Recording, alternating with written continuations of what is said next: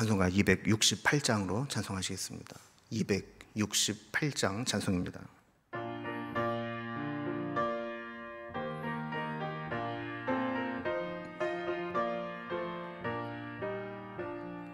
죄에서 자유를 얻게 함은 보혈의 능력, 주의 보혈. 시험을 이기고 승리하니 참 놀라운 능력이로다. 주의 보혈 능력이 또다. 주의 피 믿으오. 주의 보혈 그 어린 양의 매우 귀중한 피로다. 육체의 정욕을 이기림은 보혈의 능력, 주의 보혈. 정결한 마음을 얻게 하니 참 놀라운 능력이로다. 주의 보혈 능력이 또다. 주의 피 믿으오. 주의 보혈 그 어린 양의 매우 귀중한 피로다. 눈보다 더 이게 밝히는 것 보혈의 능력, 주의 보혈. 부정한 모든 것 밝히시니 참 놀라운 능력이로다. 주의 보혈 능력이 또다. 주의 피 믿으오. 주의 보혈 그 어린 양의 매우 귀중한 피로다. 구주의 복음을 전할 제목 보혈의 능력, 주의 보혈. 날마다 나에게 찬송 주니 참 놀라운 능력이로다. 주의 보혈 능력이 또다. 주의 피 믿으오. 주의 보혈 그 어린 양의 매우 귀중한 피로다. 아멘. 오늘 함께 나눌 하나님 말씀은 신약성경 갈라디아서 4장 1절에서 11절까지 말씀입니다. 갈라디아서 4장 1절에서 11절까지 말씀, 신약성경 305면에 있습니다. 이 말씀을 제가 봉독합니다. 내가 또 말하노니 유업을 이을 자가 모든 것의 주인이나 어렸을 동안에는 종과 다름이 없어서 그 아버지가 정한 때까지 후견인과 청지기 아래에 있나니 이와 같이 우리도 어렸을 때에 이 세상의 초등 학문 아래에 있어서 종노릇하였더니 때가 차매 하나님이 그 아들을 보내사 여자에게서 나게 하시고 율법 아래에 나게 하신 것은 율법 아래에 있는 자들을 속량하시고 우리로 아들의 명분을 얻게 하려 하심이라. 너희가 아들이므로 하나님이 그 아들의 영을 우리 마음 가운데 보내사 아빠 아버지라 부르게 하셨느니라.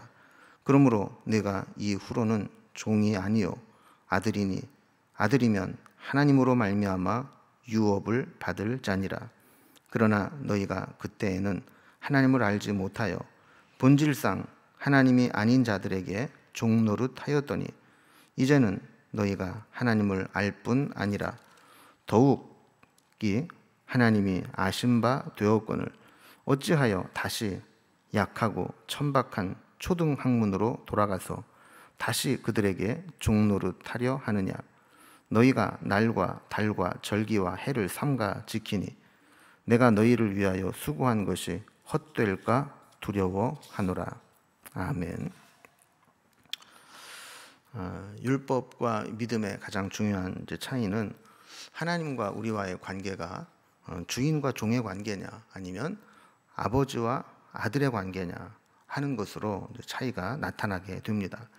오늘 본문에서는 믿음으로 얻게 되는 이 복음은 우리를 더 이상 종으로 하나님 앞에 서는 자가 아니라 하나님을 아버지라 부르는 자녀로, 아들로 하나님 앞에 설 수 있게 된다라는 것을 우리에게 설명해 주고 있습니다.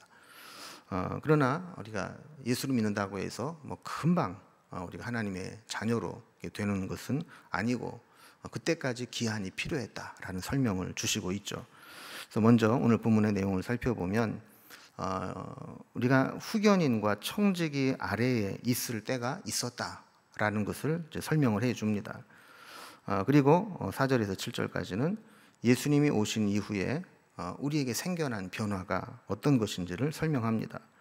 자, 그리고 나서 이런 놀라운 변화를 경험했다면 다시 율법 아래로 돌아가지 말아야 된다라는 이제 권면을 해주고 있죠. 오늘 본문을 좀 자세히 좀 살펴봅니다. 먼저 첫 번째로 우리가 하나님의 자녀가 되었지만 후견인과 청지기 아래에 있을 때가 있었다라는 설명을 해줍니다. 1절과 2절을 보면 내가 또 말하노니 유업을 이을 자가 모든 것의 주인이나 어렸을 동안에는 종과 다름이 없어서 그 아버지가 정한 때에 후견인과 청지기 아래에 있나니 그랬습니다.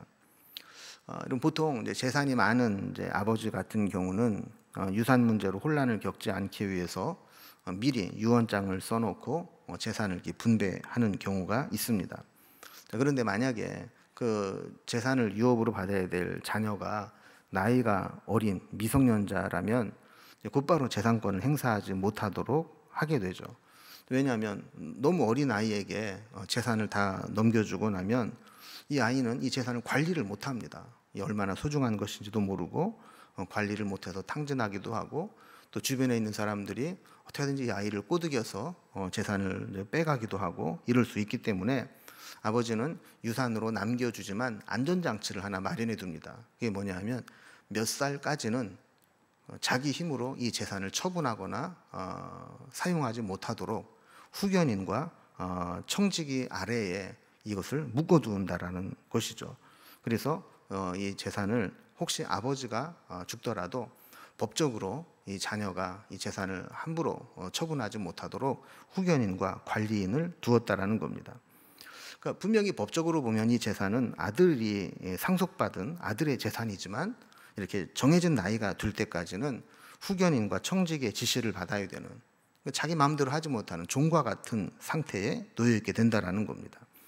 그럼 바울이 이런 유산의 문제와 후견인 청지기 제도를 이야기하는 이유는 뭘까요? 3절에 보면 이와 같이 우리도 어렸을 때에 이 세상의 초등학문 아래에 있어서 종노릇 하였더니 그랬습니다. 우리가 이제 복음을 알기 전에 예수님을 만나기 전에 율법 아래에 맡겨져 있을 때에는 우리가 하나님의 자녀임에도 불구하고 이 율법의 종노릇 하듯이 이렇게 제한된 상황 가운데 있었다라는 겁니다.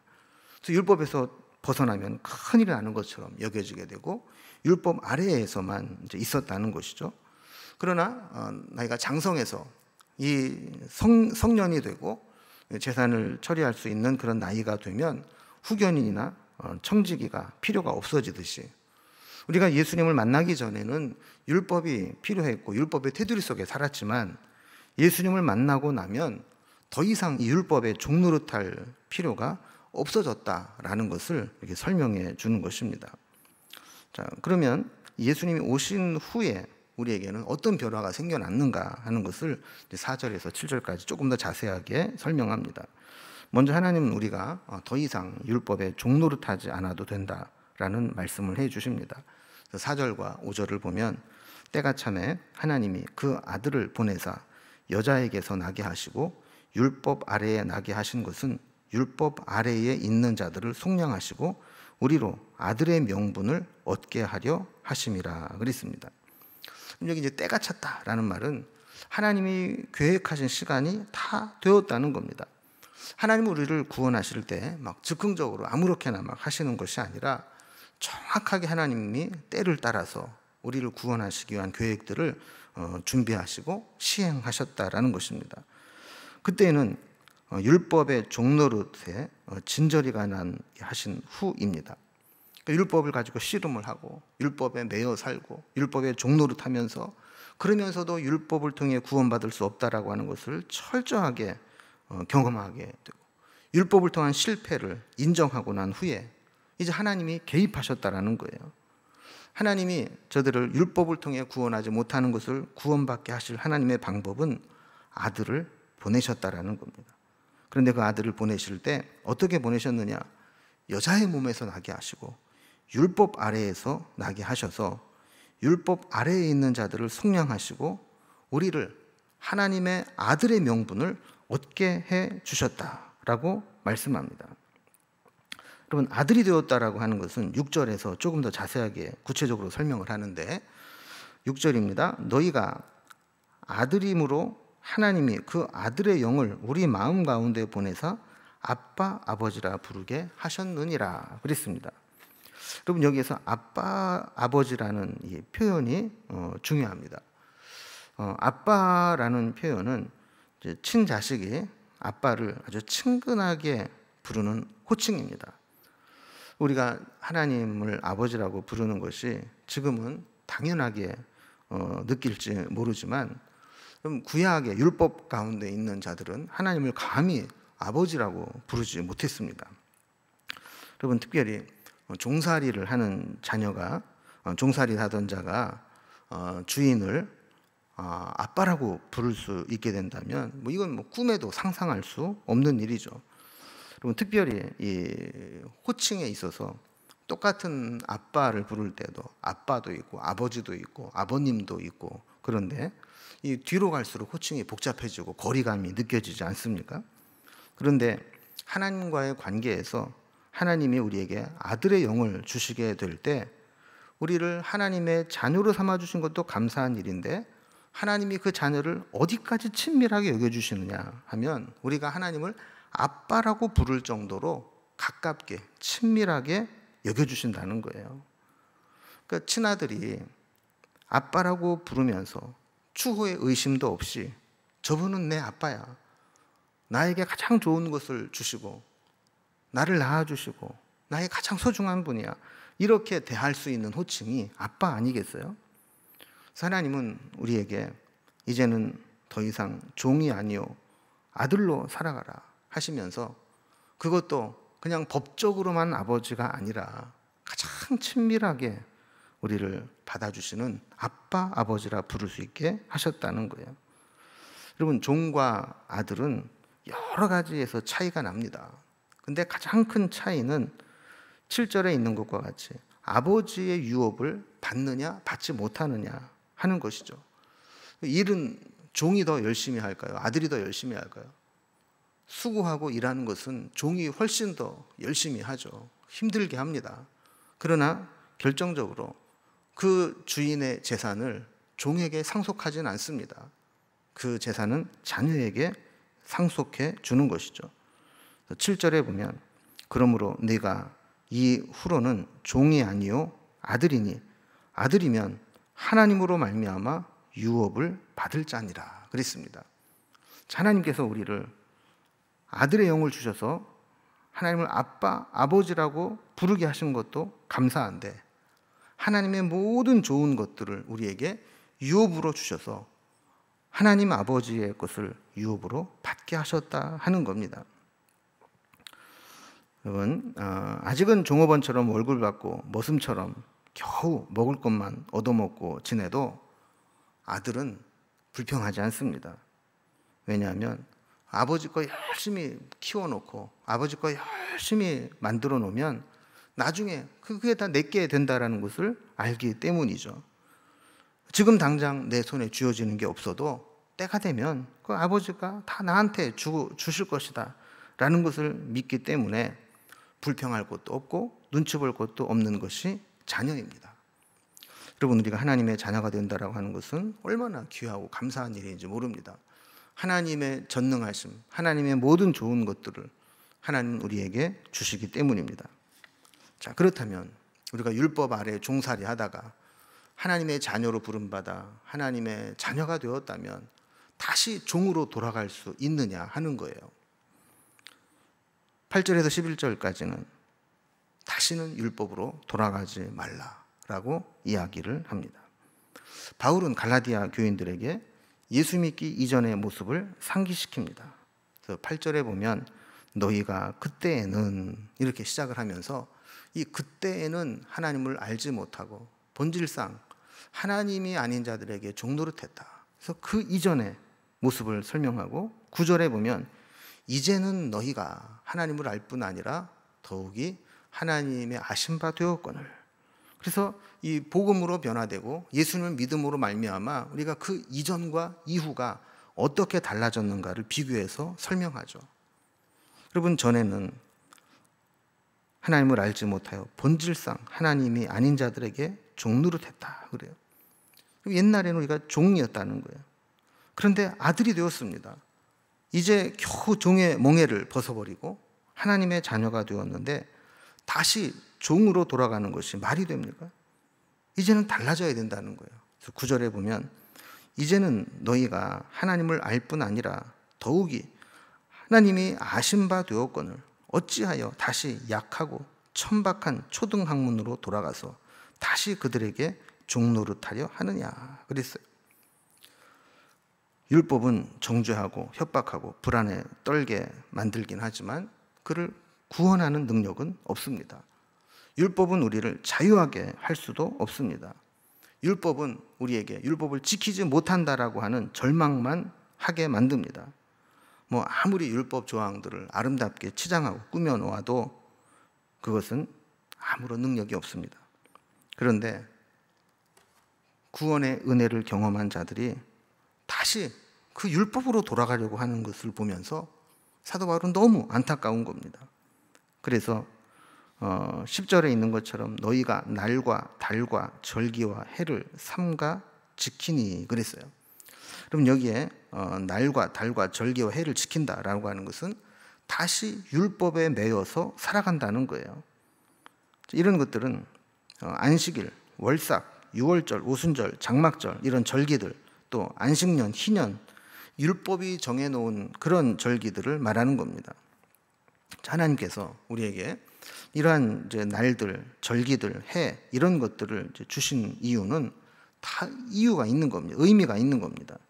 그런데 만약에 그런 의미는 전혀 생각하지 못하고 그거를 안 지키면은 벌 받을 것처럼 생각하면서 그 형식에 매여 있게 된다면 그것은 다시 우리로 하여금 종살이 하는 것과 다를 바가 없다라는 거예요. 이것은 다른 말로 말하면 바울이 그렇게 힘들여서 수고해서 저들에게 복음을 전하고 가르치고 교회를 세운 것이 아무 소용이 없는 그 수고가 헛된 것이 되고 말게 돌아가는 것 뿐이라는 겁니다. 여러분, 우리는 다시 옛날로 돌아갈 수 없습니다. 다시 율법으로 돌아갈 필요가 없습니다. 다시 율법으로 돌아가서도 안 됩니다. 그런데 문제는 신앙생활을 오래 하다 보면 이렇게 처음 예수 믿을 때 은혜의 감격에 빠져 있던 자들이 신앙생활을 하면 할수록 자기도 모르는 사이에 다시 율법의 종노릇하는 경우가 있습니다. 내가 세워놓은 기준, 내가 세워놓은 가치관, 내가 세워놓은 규율, 이것을 정해놓고 그대로 하지 않으면 무섭게 비난하고 율법의 저주 아래로 다시 끌고 가려고 하는 그런 성품들이 남아있을 수 있다라는 거예요. 그래서 내가 남들보다 조금 더 헌신하면 나만큼 헌신하지 못하는 자들을 비판하고 판단하고, 여러분 사실 이런 것들이 새로운 율법주의가 되는 겁니다. 갈라디아 교회에서만 다른 복음을 전한 자들로 인해서 율법으로 돌아가는 것이 아니라 우리도 은혜를 받고 은혜로 자유함을 얻은 자들이지만 어느 순간 보면 내가 세운 율법에 스스로 갇히는 경우도 생겨나게 된다는 것이죠. 우리는 이 갈라디아서를 공부하면서 이 복음의 본질이 무엇인가, 은혜가 무엇인가, 이것을 다시 한번 분명히 새기면서 또 다른 율법주의, 내가 만든 율법에 갇혀서 종노릇하는 그런 모습으로 돌아가지 않도록 이 복음의 은혜의 자유함을 누릴 수 있어야 될 줄로 믿습니다. 기도하겠습니다. 하나님 아버지, 갈라디아 교회 교인들은 사도 바울로부터 하나님의 은혜를 덧입고 종으로 살아가던 자들이 하나님을 아빠, 아버지라 부를 수 있게 되었음에도 불구하고 세월이 흐르면서 다시 율법의 종노릇하는 모습으로 돌아가는 모습을 보였습니다. 돌아보면 우리도 처음 예수 믿고 은혜 받고 기쁨 속에 신앙생활 할 때에는 하나님의 자녀로 은혜의 영을 받았지만 시간이 지나면서 무섭게 율법주의로 돌아가고 있지는 않은지 두렵습니다. 바라기는 갈라디아서를 공부하면서 우리에게 주신 말씀을 근거로 말씀의 본질, 복음의 핵심을 놓치지 않게 하시고 변질되지 않도록 인도해 주옵소서. 하나님이 우리 아버지 되심을 감사하고 우리로 하여금 하나님을 아버지라 부를 수 있도록 아빠 아버지로 믿고 따를 수 있도록 해주시니 감사합니다. 우리 아빠가 되신 하나님께서 우리에게 변함없는 사랑과 은혜로 이끌어 주셔서 험한 세상 살아갈 때 우리를 고아와 같이 내버려 두지 마시고 우리의 아빠 아버지를 붙잡고 믿음으로 살아가는 저희들이 되게 하여 주옵소서. 다시 율법으로 돌아가지 아니하고 아빠 아버지를 붙잡고 주님 다시 오시는 날까지 믿음으로 승리하기를 원하오니 우리를 붙드시고 인도해 주옵소서. 오늘도 우리 연약함을 아시는 주님, 우리를 강하게 하시고 우리의 질병과 아픔을 고쳐주시고 우리의 연약함을 주님 손 내밀어 붙들어 주시고 우리의 기도의 제목마다 하나님께서 응답해 주시는 간증거리가 넘쳐나는 삶이 될 수 있도록 인도해 주옵소서. 오늘도 우리의 삶을 지키시고 인도하실 주님을 바라보며 예수님의 이름으로 기도드리옵나이다. 아멘. 각자의 기도 제목들로 자유롭게 기도하시겠습니다.